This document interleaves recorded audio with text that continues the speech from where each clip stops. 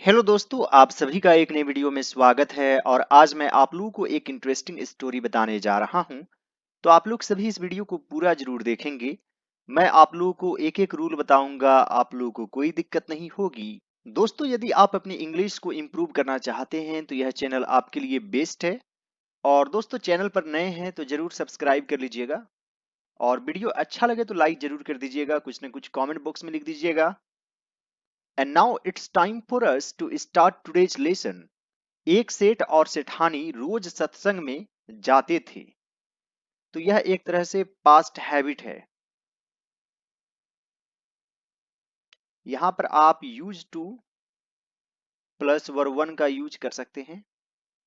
जैसे मैं जाता था या जाया करता था, आई use to go.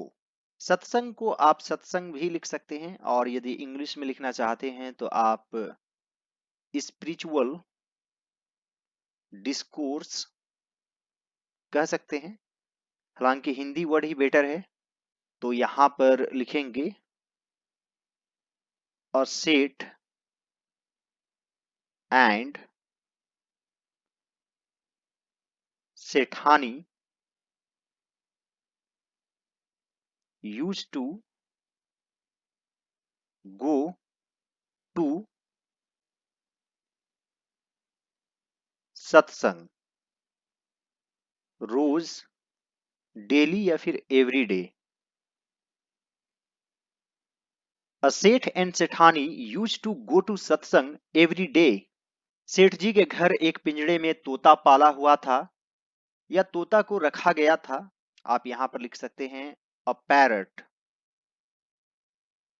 Was capped, यानी कि पैसिव वॉइस में है। जैसे मुझे पढ़ाया गया, आई वॉज टॉट। पेड़ काटे गए, ट्रीज वर कट। एक तोता को रखा गया, a parrot was kept in a cage in Seth ji's house, यानी कि सेठ जी के घर में। A parrot was kept in a cage in Seth ji's house. और दोस्तों, पालतू बनाना को इंग्लिश में टेम भी कहा जाता है। आप पेट का भी यूज कर सकते हैं। पेट वर्ब भी है। He petted an animal. A parrot was kept in a cage in Seth ji's house. तोता एक दिन पूछता है कि सेठ जी, आप रोज कहाँ जाते हैं। सेठ जी बोले कि सत्संग में ज्ञान सुनने जाते हैं। तो यहां पर है जाते हैं, पूछता है, सुनने जाते हैं। यह किस टेंस में है? सिंपल प्रेजेंट टेंस, यानी कि सबसे पहले सब्जेक्ट, फिर वर्ब, इसमें एस या ईएस लग सकता है, फिर ऑब्जेक्ट।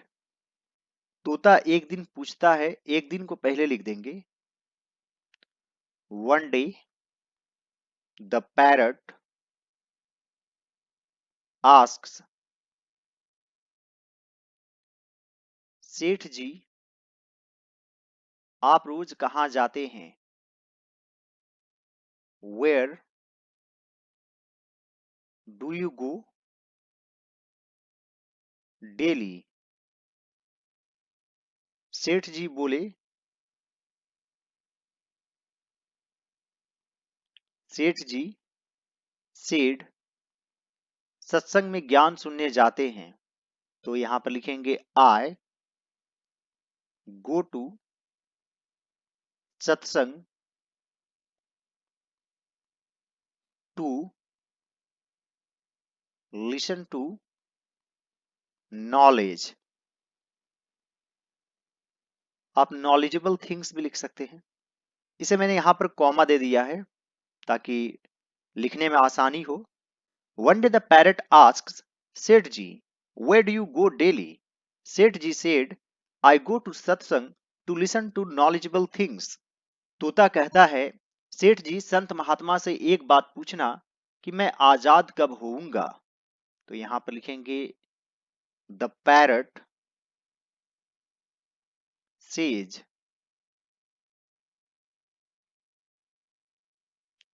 सेठ जी आस्क सेंट महात्मा वन थिंग। मैं आजाद कब होऊंगा? when I will be free। The parrot says, सेठ जी, ask Saint Mahatma one thing, when I will be free। सेठ जी सत्संग खत्म होने के बाद संत से पूछते हैं कि महाराज, हमारे घर जो तोता है उसने पूछा है कि वो आजाद कब होगा। सेठ जी सत्संग खत्म होने के बाद after the end of the सत्संग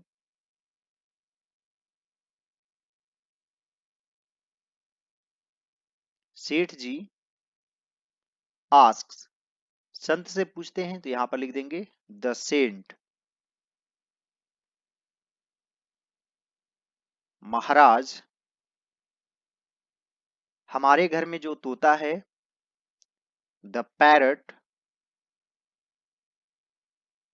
इन आर होम, उसने पूछा है, हैज आस्क्ड, कि वो कब आजाद होगा, when he will be free. दोस्तों, जब कोई भी क्वेश्चन वर्ड सेंटेंस के बीच में आता है तो इसके बाद यहां पर हेल्पिंग वर्ब नहीं लिखते हैं, बल्कि सीधे सब्जेक्ट लिखते हैं, तब हेल्पिंग वर्ब लिखते हैं। जैसे वेयर डू यू लिव नहीं, वेयर यू लिव, इस तरीके से। और एक तरह से the parrot in our house या इन आवर होम, यही सब्जेक्ट है यहां से यहां तक। तो सब्जेक्ट के बाद फिर हेल्पिंग वर्ब, फिर वर्ब 3, यानी कि एक तरह से प्रेजेंट परफेक्ट टेंस में है। After the end of the satsang Seth ji asks the saint, Maharaj the parrot in our house has asked when he will be free. संत जी ऐसा सुनते ही बेहोश होकर गिर जाते हैं। तो यहां पर लिखेंगे एज सुन एज, यानी जैसे ही उसने सुना। द सेंट hears this, बेहोश होकर गिर जाते हैं। तो यहां पर लिखेंगे he falls unconscious। आप इस तरीके से शॉर्ट में लिख सकते हैं he falls unconscious, या फिर he becomes unconscious and falls down, आप इस तरीके से भी लिख सकते हैं। as soon as the saint hears this he falls unconscious। सेठ जी संत की हालत देखकर चुपचाप वहां से निकल जाते हैं। तो यह एक तरह से सिंपल प्रेजेंट टेंस में है। यहां पर लिखेंगे सेठ जी संत की हालत देखकर, seeing the condition of the saint, Seth ji leaves, वहां से, फ्रोम देयर, चुपचाप, silently. Seeing the condition of the saint, Seth ji leaves from there silently. घर आते ही तोता सेठ जी से पूछता है कि सेठ जी संत ने क्या कहा। घर आते ही, as soon as he returns home, as soon as he returns home, यानी कि वे जैसे ही घर आते हैं तोता सेठ जी से पूछता है। द पैरट आस्क्स, सेठ जी संत ने क्या कहा। What the saint said. As soon as he returns home the parrot asks, सेठ जी व्हाट द सेंट सेड। सेठ जी कहते हैं कि तेरी किस्मत ही खराब है, जो तेरी आजादी का पूछते ही वो बेहोश हो गए। यानी कि तुम्हारी आजादी के बारे में पूछते ही वो बेहोश हो गए। तो यहां पर लिखेंगे सेठ जी said that it is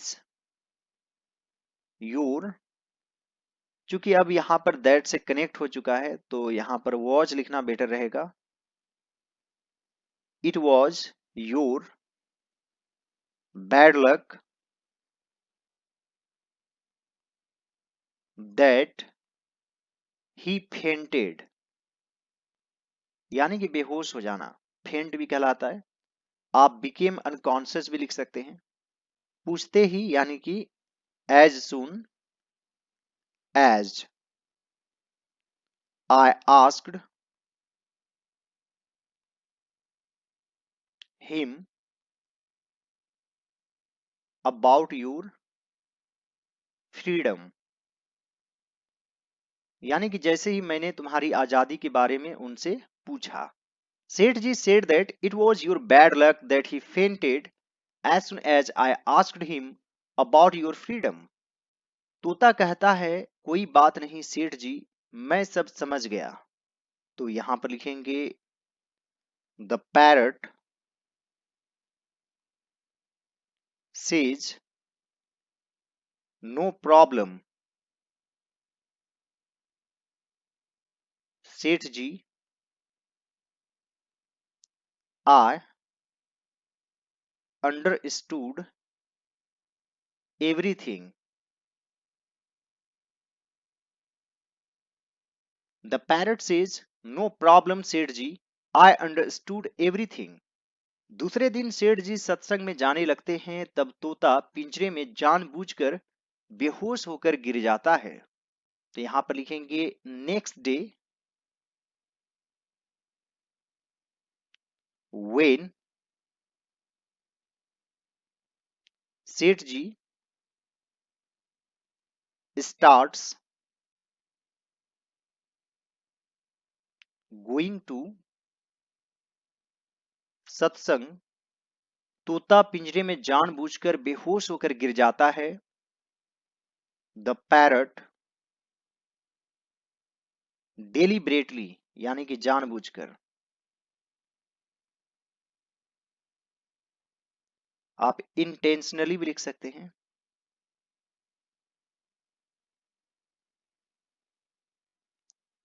false unconscious,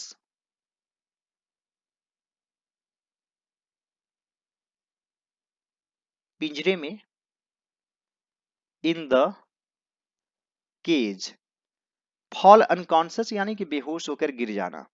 next day when Sethji starts going to satsang the parrot deliberately falls unconscious in the cage. सेठ जी उसे मरा हुआ मानकर जैसे ही उसे पिंजरे से बाहर निकालते हैं तो वो उड़ जाता है। जैसे ही यानी कि एज सुन एज सेठ जी उसे मरा हुआ मानकर पिंजरे से बाहर निकालते हैं। सेठ जी टेक्स हिम, या फिर टेक्स इड भी आप लिख सकते हैं, आउट पिंजरे से, ऑफ द केज मरा हुआ मानकर, assuming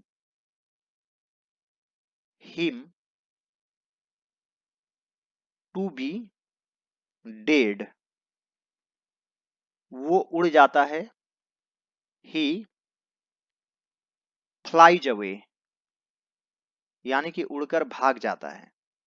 as soon as Seth ji takes him out of the cage assuming him to be dead he flies away.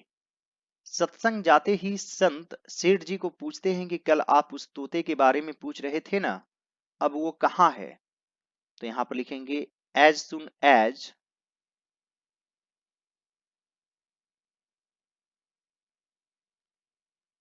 सेठ जी goes to the satsang,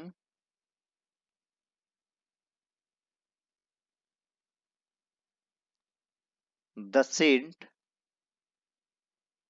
asks him that yesterday you were talking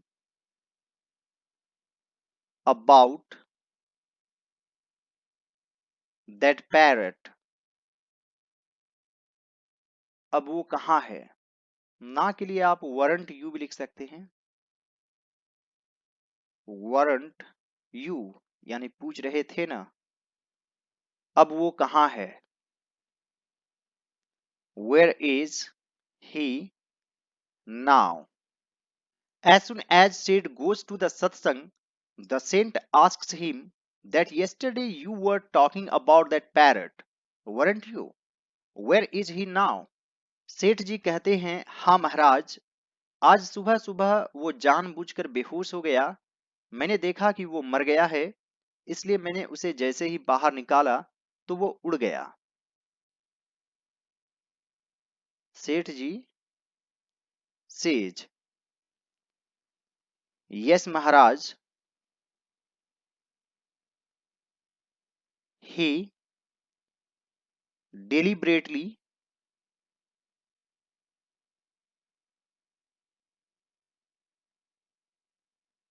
became unconscious।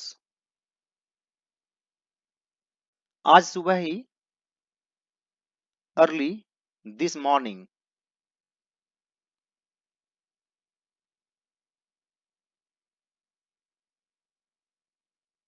आज सुबह तो this morning लिखेंगे, today morning नहीं। मैंने देखा कि वो मर गया है। I saw that he was dead. इसलिए मैंने उसे जैसे ही, सो एज सुन एज, मैंने उसे बाहर निकाला, आई टुक हिम आउट, तो वो उड़ गया। ही फ्ल्यू अवे, फ्लाई से फ्ल्यू बन जाएगा verb two. Seth ji says, yes Maharaj, he deliberately became unconscious early this morning. I saw that he was dead. So as soon as I took him out, he flew away. तब संत ने सेठ जी से कहा कि देखो, तुम इतने समय से सत्संग सुनकर भी आज तक सांसारिक मोह माया के पिंजरे में फंसे हुए हो। तो यहां पर लिखेंगे then the saint said to Seth ji, look, बाद भी यानी कि even after listening to satsang for so long, यानी कि इतने समय से, you are still trapped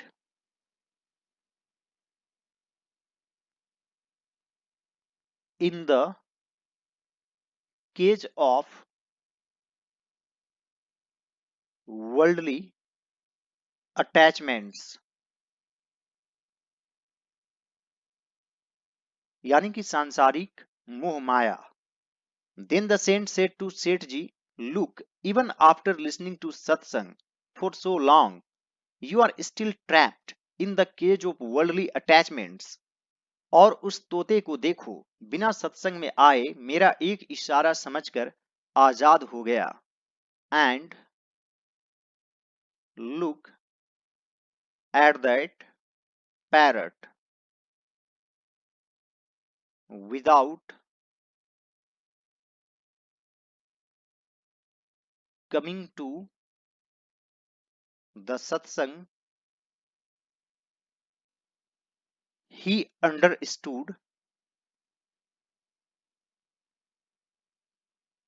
one of my signals and became free। And look at that parrot. Without coming to the satsang, he understood one of my signals and became free. दोस्तों इस कहानी से तात्पर्य यह है कि हम सत्संग में तो जाते हैं, ज्ञान की बातें करते हैं या सुनते भी हैं। तो यहां पर लिखेंगे friends, this story tells us that we go to satsang and talk about knowledge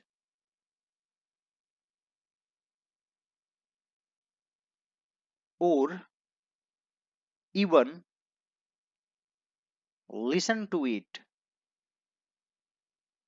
Friends, this story tells us that we go to satsang and talk about knowledge or even listen to it, पर हमारा मन हमेशा सांसारिक बातों में ही उलझा रहता है।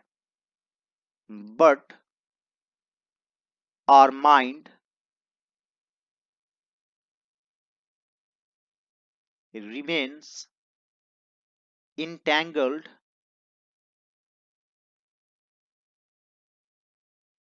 in worldly matters. Entangled या entangled, तो इसे entangled पढ़ना है। But our mind remains entangled in worldly matters. सत्संग में भी हम सिर्फ उन बातों को पसंद करते हैं जिसमें हमारा स्वार्थ सिद्ध होता है। Even in satsang, we like only those things